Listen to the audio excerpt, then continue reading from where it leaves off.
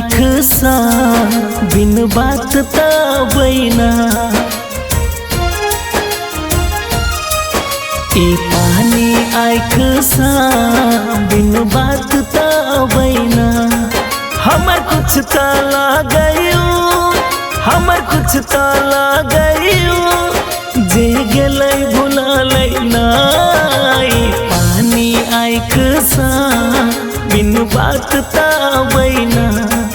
ई पानी आँख सा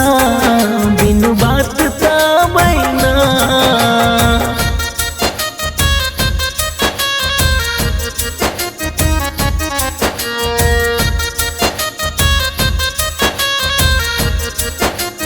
Music by Rajesh Sahni।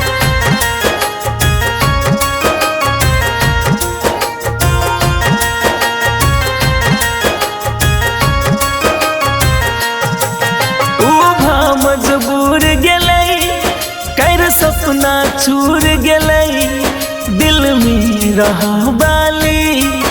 जिंदगी से दूर गेलै हो मजबूर गेलै कर सपना छूर गेलै दिल में रहा बाली जिंदगी से दूर गेलै सब है गैर अपन अब साथ छैसयो ना भेले सब है गैर अपन अब साथ छैसयो ना ई पानी आँख सा बिन बात तबैना ई पानी आँख सा बिन बात तबैना।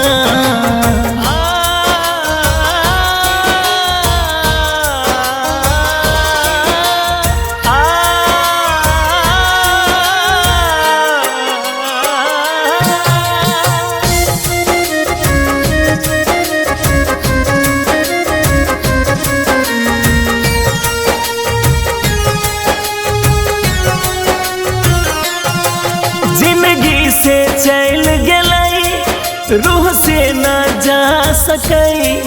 ऊ हमरा भुला गेलै दिल ओकरा भुला न सकै